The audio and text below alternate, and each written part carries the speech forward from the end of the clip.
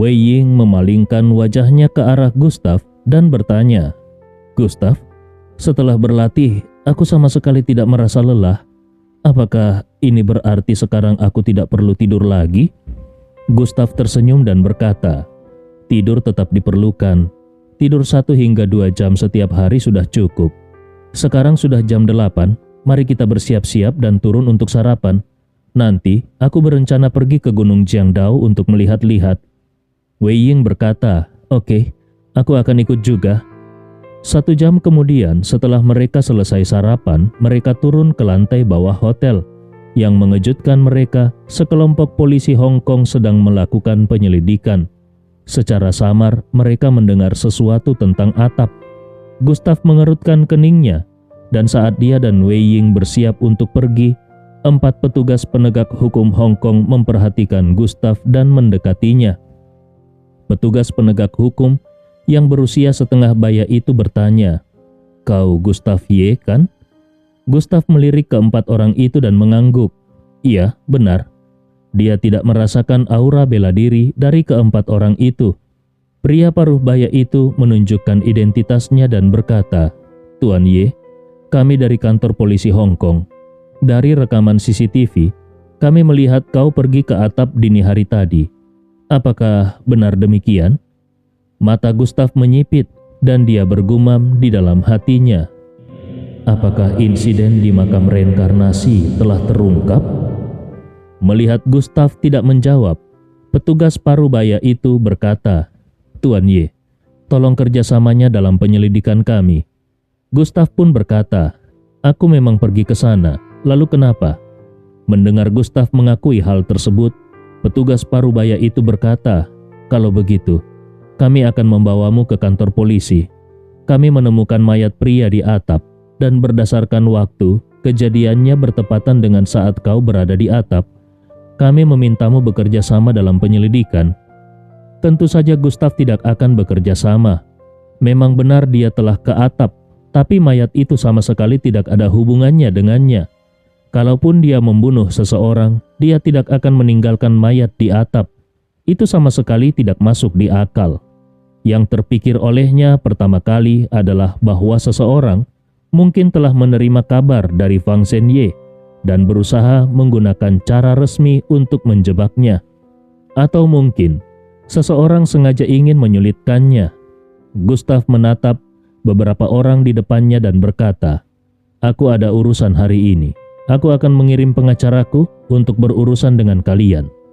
Setelah mengatakan itu, dia dan Wei Ying keluar dari hotel. Dia tidak ingin menggunakan kekerasan terhadap mereka. Para petugas itu tidak memiliki kemampuan bela diri. Jadi kalau dia menggunakan kekerasan, dia akan menjadi bahan tertawaan. Namun yang mengejutkan Gustav, baru beberapa langkah dia berjalan, ke-4 petugas itu kembali mendekatinya dan berkata, "Tuan Ye, ini perintah dari atasan. Tolong bekerja sama, atau kau akan membuat keadaan kami menjadi sulit." Petugas penegak hukum itu mulai menunjukkan sikap dingin. Atasan mereka telah memerintahkan agar Gustav dibawa dengan menggunakan alasan apapun, bahkan kalau harus memaksakan tuduhan palsu sekalipun. Mengenai mayat di atap, sebenarnya tidak ada mayat sama sekali. Berdasarkan rekaman CCTV, bocah ini berada di atap begitu lama pada larut malam. Itu pasti bukan hal yang baik. Terlebih lagi, Gustav berasal dari daratan Tiongkok. Meskipun mereka tidak menunjukkan sikap merendahkan secara terbuka, sebenarnya mereka meremehkan orang dari daratan. Membawa Gustav pergi sangatlah mudah bagi mereka. Atasan mereka hanya memerintahkan untuk membawa Gustav, bahkan memberitahu bahwa Gustav mungkin akan menggunakan kekerasan. Dan kalau itu terjadi, mereka diizinkan untuk menggunakan kekuatan yang lebih besar untuk menahannya. Gustav mengabaikannya sepenuhnya. Dia merangkul Wei Ying dan terus berjalan keluar. Wei Ying merasa agak takut karena bagaimanapun mereka adalah polisi. Kalau menyinggung mereka, itu bisa menjadi masalah. Dia menatap Gustav, ingin mengatakan sesuatu, namun akhirnya dia membatalkan niatnya. Dia percaya bahwa Gustav pasti punya rencana sendiri. Tepat ketika mereka baru berjalan beberapa langkah, keempat petugas itu segera bergerak dan mencoba menangkap Gustav. Namun sebelum tangan mereka menyentuh Gustav, tiba-tiba angin kencang menyapu seluruh hotel. Dalam sekejap, keempat orang itu terlempar mundur, seolah-olah dihantam oleh kekuatan dahsyat. Salah satu petugas paruh baya itu berteriak marah, "Kau berani menyerang polisi?" Dan di luar hotel, sekelompok petugas bersenjata segera masuk. Mereka mengelilingi Gustav sepenuhnya. Sedikit saja Gustav bergerak, senjata mereka akan meledak, dan siapapun yang terkena akan menjadi sasaran empuk. Semua tamu dan staf hotel jelas ketakutan. Sudah bertahun-tahun sejak polisi Hong Kong melakukan tindakan semacam ini di sini. Tapi, apa yang sebenarnya terjadi sekarang? Apakah pemuda itu dan gadis itu adalah buronan kelas berat? Wajah Wei Ying tampak dingin. Tanpa sadar dia memegang erat pakaian Gustav dan berseru, "Gustav?" Gustav hanya tertawa dingin di dalam hatinya. Kalau hanya keempat orang tadi, dia mungkin berpikir dirinya tidak sengaja terseret ke dalam sebuah kasus. Tapi dengan adanya pasukan bersenjata ini, sudah jelas ada yang mencoba menjebaknya. Dan jelas mereka sangat yakin akan berhasil menangkapnya. Namun, sepertinya pihak lain tidak tahu banyak tentang dirinya. Memang benar, meskipun Hong Kong adalah bagian dari Tiongkok, namun sistem internal dan beberapa informasi tidak bisa dibagikan dengan mudah. Terlebih lagi, identitasnya dilindungi oleh tingkat keamanan yang tinggi. Untuk menyelidikinya diperlukan otoritas yang sangat tinggi. Kalau di masa lalu, dia mungkin bisa memperlihatkan identitasnya sebagai jenderal dan masalah ini akan selesai. Namun, sejak dia membuat keributan dengan pihak-pihak tertentu, dia tidak lagi ingin menggunakan identitas itu untuk membuktikan dirinya. Gustav bertanya dengan nada dingin, "Kalian yakin ingin menghentikanku?" Aura pembunuhan yang kuat terpancar dari Gustav. Kalau dia menginginkannya, mereka semua akan mati. Petugas penegak hukum paruh baya itu mendekat ke Gustav dengan ekspresi serius dan berkata, "Kau bukan hanya tersangka dalam kasus pembunuhan ini, tapi kau juga menyerang polisi. Kami punya alasan untuk menangkapmu. Kalau kau tidak bekerja sama, kami akan mengambil tindakan paksa dan akibatnya akan sangat serius." Gustav melangkah maju. Tepat ketika semua orang bersiap menarik pelatuk, seorang pria berpakaian rapi dengan setelan jas tiba-tiba datang dengan tergesa-gesa dan berseru, "Berhenti!" Mendengar suara itu, petugas penegak hukum merasa kesal dan melirik beberapa orang yang mendekat. Namun, ketika petugas penegak hukum paruh baya itu melihat wajah pria bersetelan jas tersebut, ekspresinya langsung berubah kaku. Li Yuancheng, putra dari keluarga Li, salah satu keluarga paling berpengaruh di Hong Kong. Keluarga Li memiliki kekuasaan yang jauh melampaui kepolisian Hong Kong. Petugas paruh baya itu segera tersenyum dan berjalan mendekat ke pria tersebut. "Tuan Li, kenapa kau datang ke sini?" "Oh, aku baru ingat, hotel ini juga sebagian milikmu. Maafkan kami karena telah mengganggu. Kami akan segera membawa tersangkanya pergi." Menurutnya, tindakan mereka telah mengganggu keluarga Li, karena keluarga itu memiliki sebagian saham di hotel ini. Namun, Li Yuancheng sama sekali tidak mempedulikannya. Sebaliknya, dia mendekati Gustav dan berkata, "Tuan Ye, aku minta maaf atas ketidaknyamanan ini. Aku akan menangani masalah ini." Tanpa menunggu tanggapan dari Gustav, Li Yuancheng menoleh ke petugas paruh baya itu. Raut wajahnya berubah menjadi dingin, bahkan tampak marah. Dia berkata, "Tuan Ye adalah salah satu tamu terpenting keluarga Li. Apapun yang terjadi, kalian tidak boleh menyentuh Tuan Ye. Selain itu, apapun yang terjadi, keluarga Li yang akan menanggung semua akibatnya.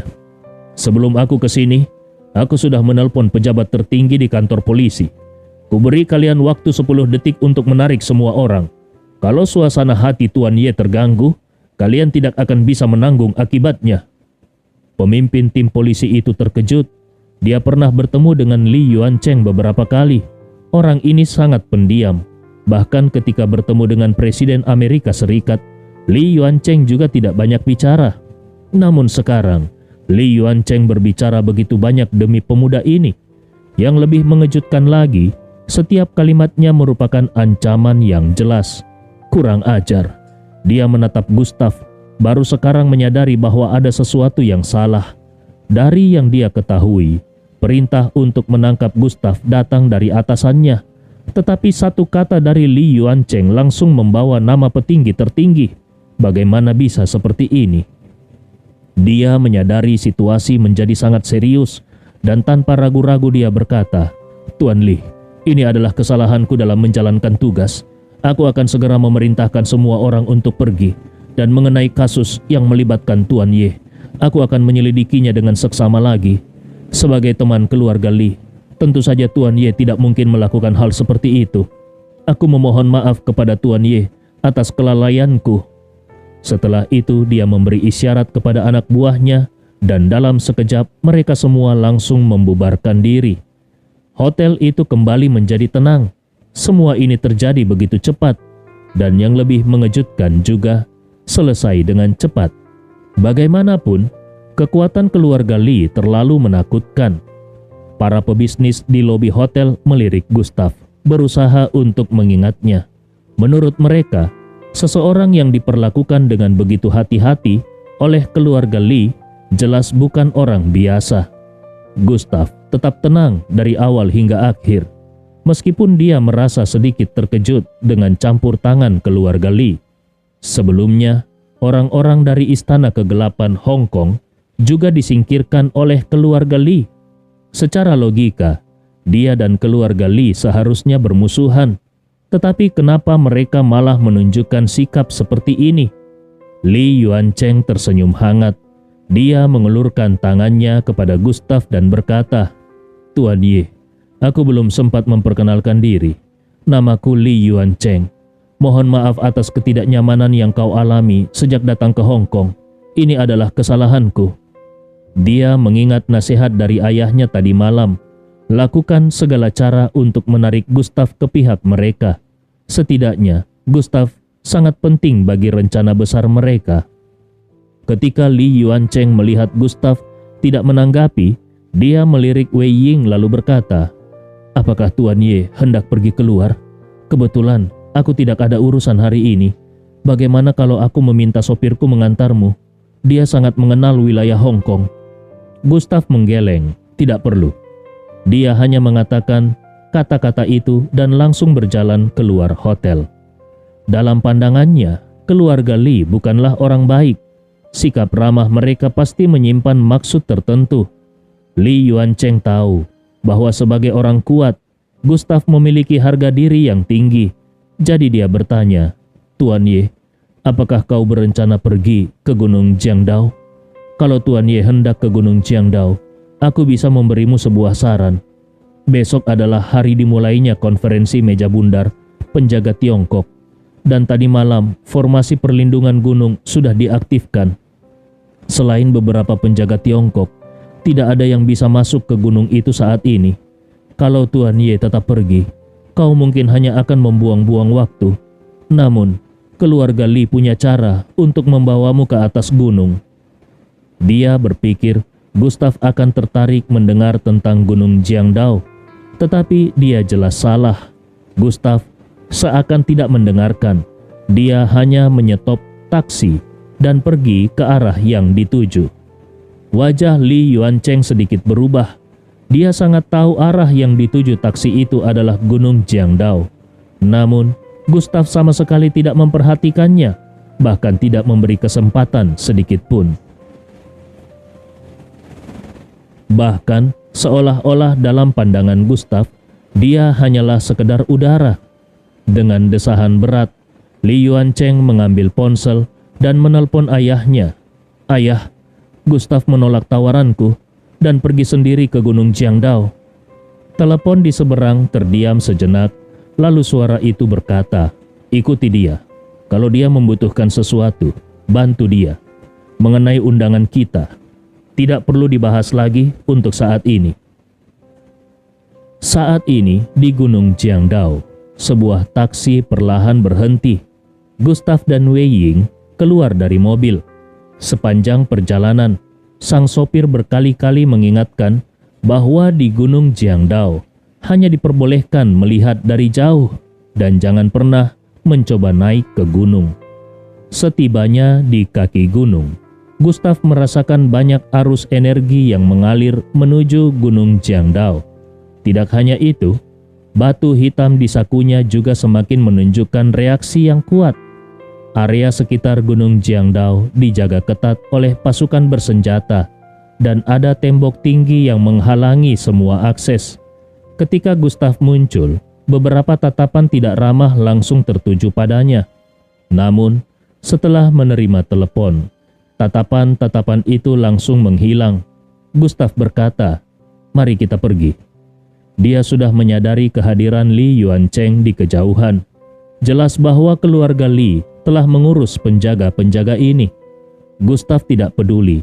Keluarga Li bisa melakukan apapun yang mereka mau, tetapi dia tidak merasa berhutang apapun pada mereka.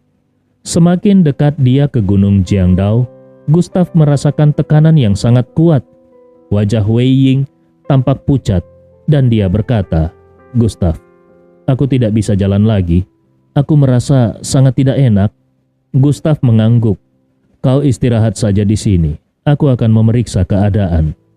Gustav melangkah maju beberapa langkah. Dia merasakan bahwa setiap langkahnya mengubah medan magnet di sekitar kaki Gunung Jiangdao. Lebih dari itu, pada langkah ke-6, dia seakan berhadapan dengan dinding energi yang tak terlihat. Dinding energi itu menghalangi segalanya. Gustav bergumam, tampaknya ini adalah formasi pelindung Gunung Jiangdao. Energi ini terasa aneh.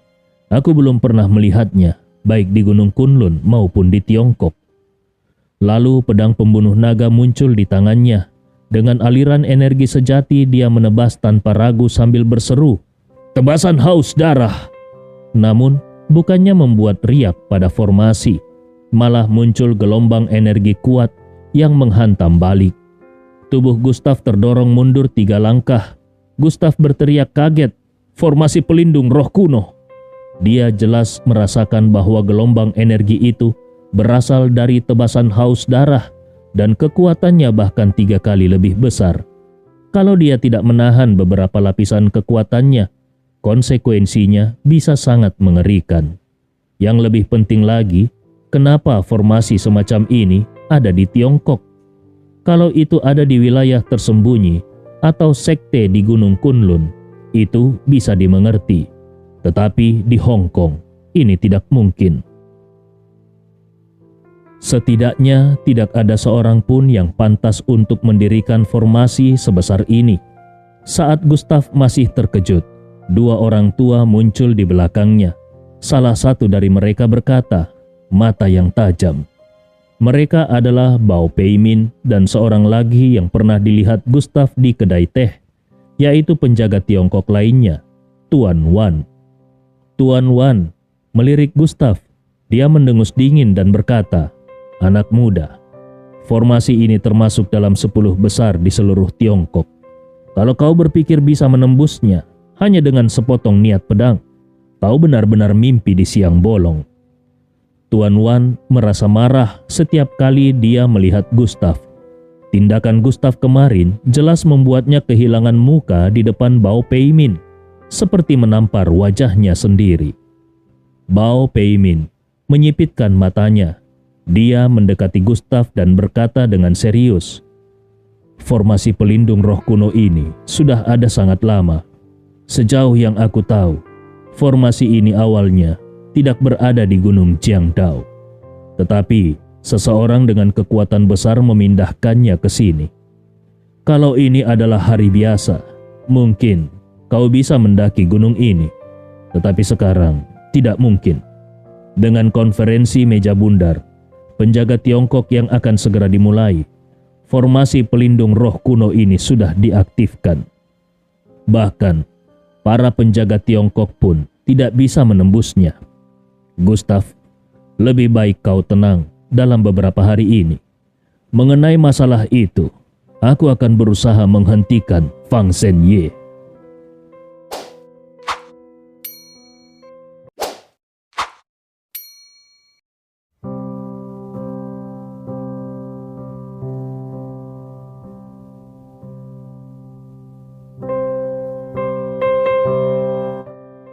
Gustav memandang formasi perlindungan kuno, lalu mengangguk ke arah Bao Peimin dan bertanya dengan penasaran.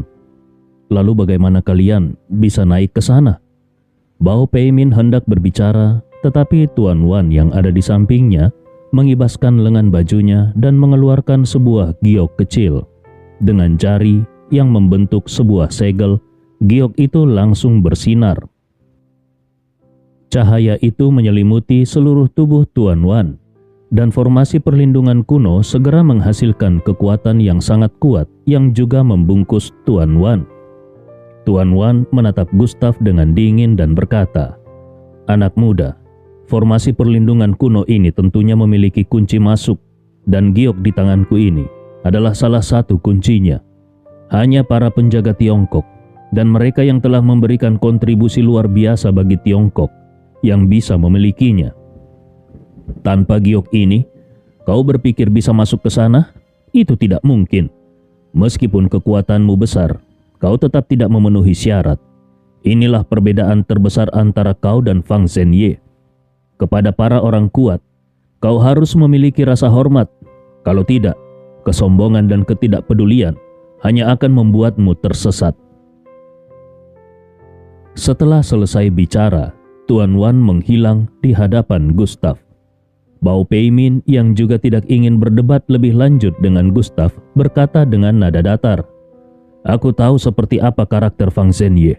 Dia tidak akan berhenti sampai tujuannya tercapai. Tidak bisa naik gunung selama 2 hari ini. Mungkin adalah hal baik bagimu. Kalau kau berhasil naik, itu bisa menjadi awal dari mimpi burukmu. Pada saat itu, kau akan menghadapi 19 penjaga Tiongkok. Kalau kau ingin menyelesaikan masalah dengan Fang Zhenye, tunggulah beberapa hari lagi.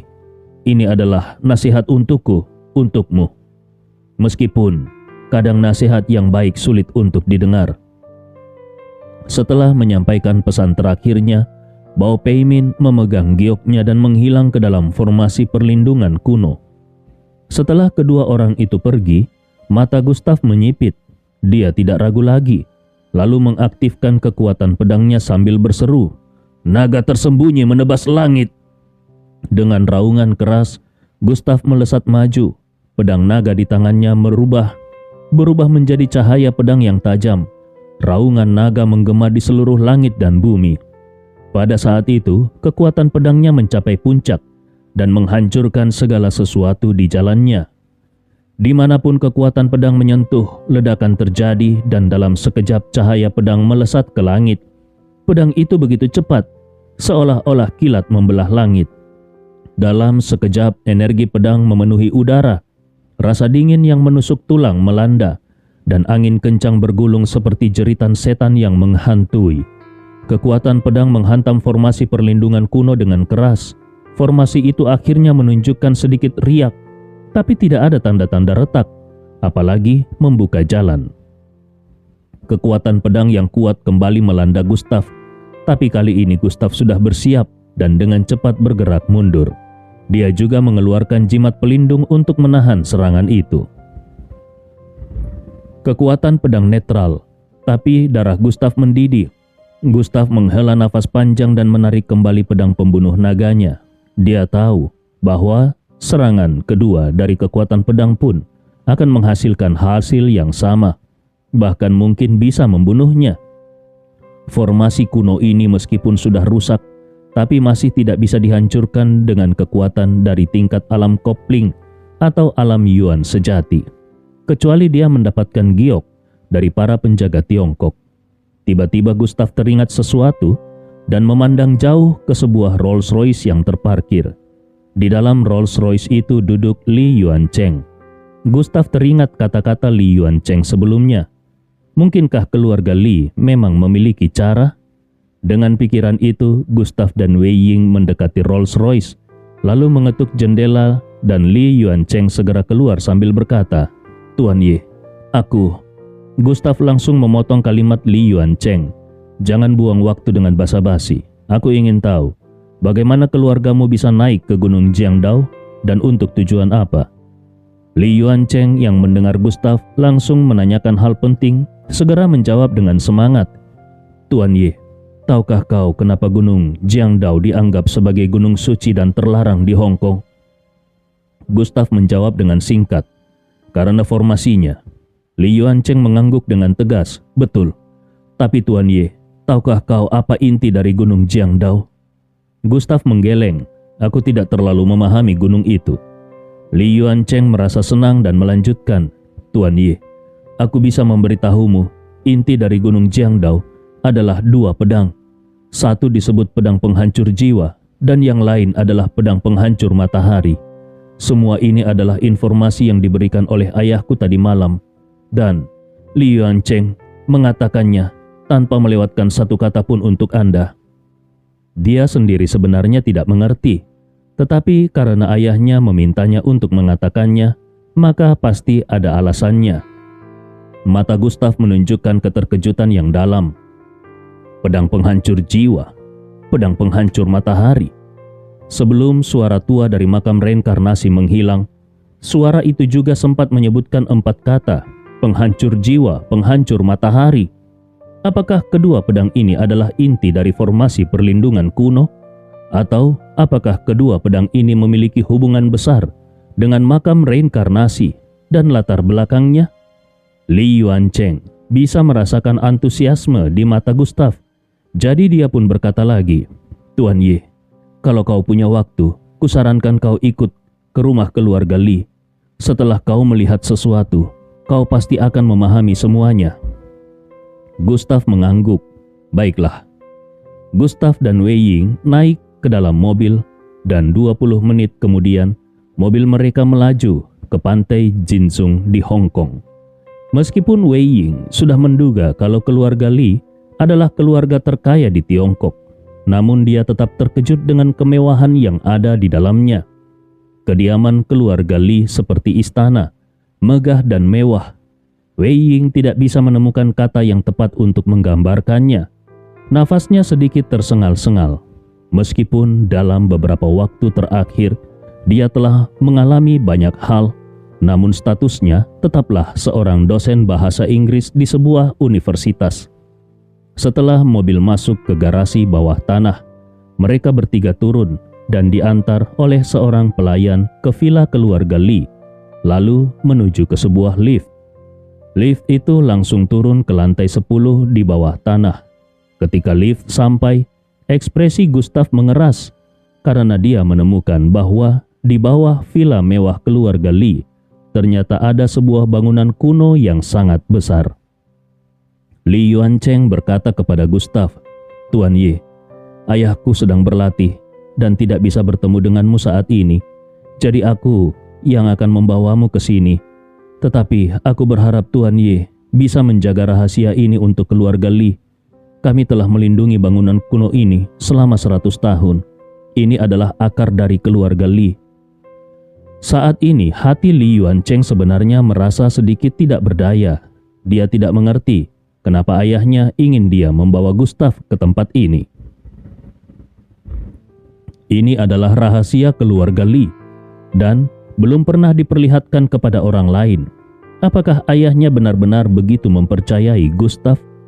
Li Yuancheng hanya ingat ketika dia meninggalkan kamar ayahnya kemarin, ayahnya hanya berbisik, "Identitas Gustav tidaklah sederhana. Dia pantas mendapatkan kepercayaan kita." Namun, selain menjadi pemimpin istana kegelapan dan apa yang terjadi di daratan, apalagi yang membuat ayahnya begitu berhati-hati terhadap Gustav? Tidak lama kemudian, mereka tiba di depan sebuah lukisan dinding besar. Lukisan dinding itu lebarnya 5 meter dan panjangnya mencapai 30 meter. Lukisan itu begitu hidup, dan anehnya, lukisan itu terukir dengan bekas pedang.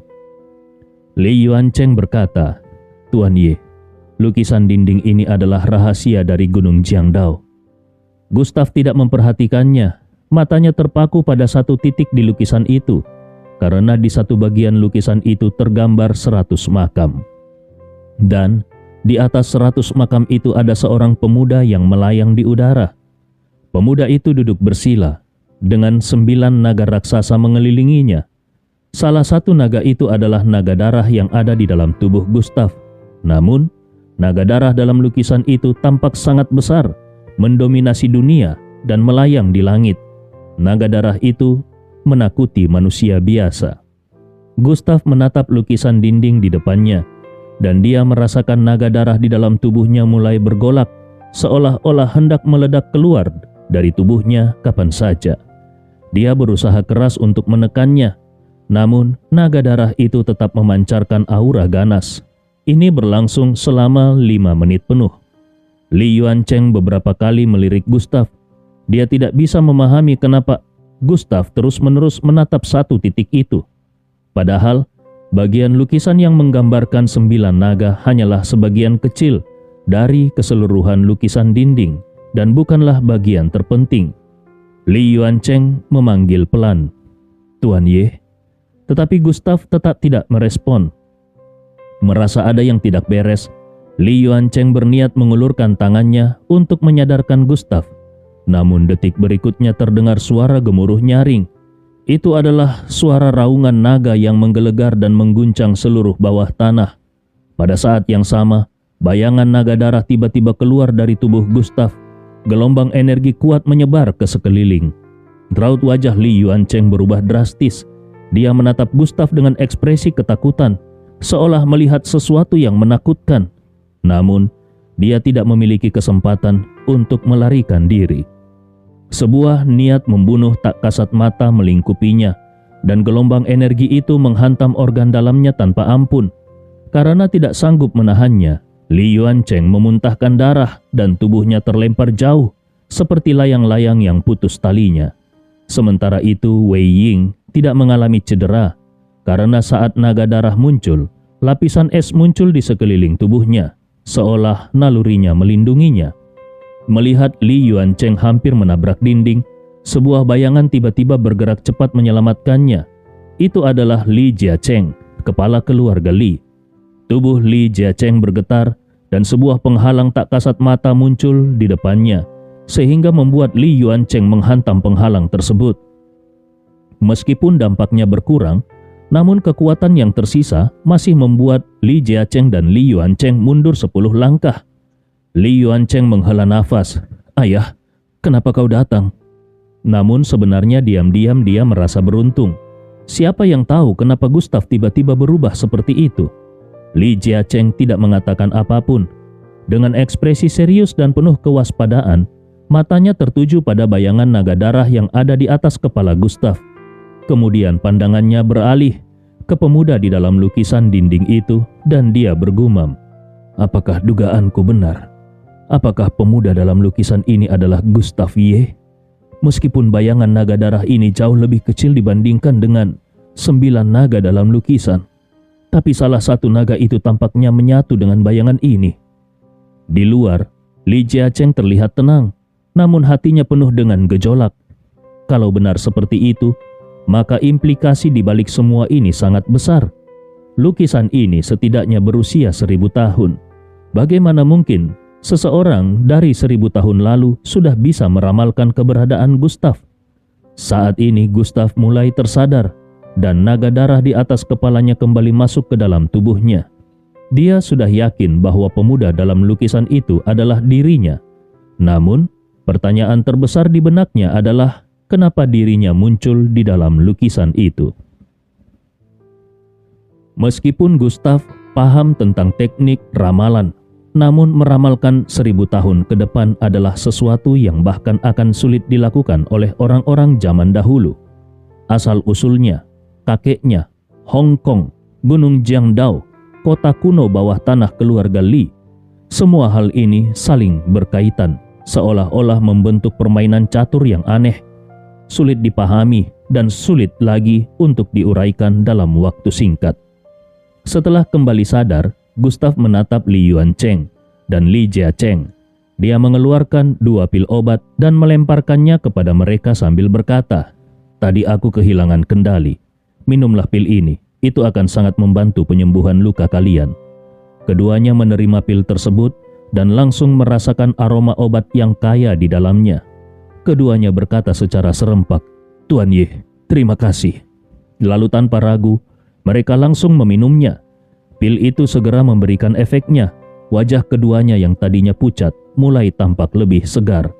Rasa penasaran mereka terhadap Gustav semakin besar. Pil ini jauh lebih kuat daripada obat manapun yang ada di Hong Kong, bahkan di seluruh Tiongkok. Bagi seorang praktisi seni bela diri, ini sangat berharga. Namun bagi Gustav, memberikannya begitu saja, yang berarti pil ini tidak begitu penting baginya. Gustav kemudian berbalik dan melanjutkan melihat lukisan dinding itu lalu bertanya, "Dari mana asal lukisan ini?" Li Jiacheng mendekati Gustav. Dia melirik Li Yuancheng dan Wei Ying kemudian berkata, "Yuancheng, bawa Nona Wei untuk memilih hadiah." Li Yuancheng dan Wei Ying segera memahami isyarat itu, lalu pergi ke tempat lain. Tidak lama kemudian, hanya Gustav dan Li Jiacheng yang tersisa di ruangan. Tanpa membuang waktu, Li Jiacheng menegaskan, "Tuan Ye, dalam sejarah Tiongkok, Hong Kong adalah bagian dari wilayah Nanman. Nanman merupakan asal mula seni bela diri kuno, atau lebih tepatnya, tempat kelahiran ilmu kultivasi. Berdasarkan penyelidikanku selama bertahun-tahun, seringkali ada orang kuat dari Gunung Kunlun yang datang ke Hong Kong untuk menangani urusan. Para penjaga Tiongkok juga sering mengadakan pertemuan di Gunung Jiangdao. Ini menunjukkan betapa istimewanya tempat ini. Nenek moyang keluarga Li sudah lama menyadari keunikan tempat ini. Itulah sebabnya beberapa ratus tahun lalu, mereka memindahkan seluruh keluarga dari daratan ke tempat ini.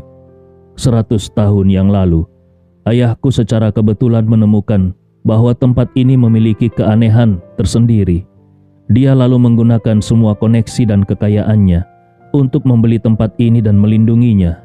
Akhirnya, kami membangun villa taman di atas tanah untuk menutupi aktivitas kami. Dan pada malam hari, kami perlahan-lahan menggali kota bawah tanah ini. Semakin kami memahami kota bawah tanah ini, semakin kuat keluarga Li. Kami bahkan berhasil memanfaatkan rahasia ini untuk membawa putra sulungku ke jalan kultivasi, dan dia dibawa oleh seorang praktisi dari Gunung Kunlun yang akhirnya mengukuhkan posisi keluarga Li." Li Jiacheng sadar betul bahwa naga darah dalam tubuh Gustav menunjukkan bahwa Gustav bukanlah praktisi seni bela diri biasa, melainkan seorang kultivator. Dan pastinya Gustav tahu tentang keberadaan Gunung Kunlun. Gustav tersenyum tipis. Dia menatap pria tua di depannya dengan penuh minat. Dia sudah sering melihat pria ini di berita dan mengira pria tua ini hanyalah seorang pengusaha kelas atas di Tiongkok. Namun kini jelas dia telah meremehkan orang ini. Gustav kemudian berkata, "Bagi keluarga Li, aku hanyalah orang luar. Kalian bahkan tidak mengenalku. Lalu kenapa kau memberitahuku rahasia ini?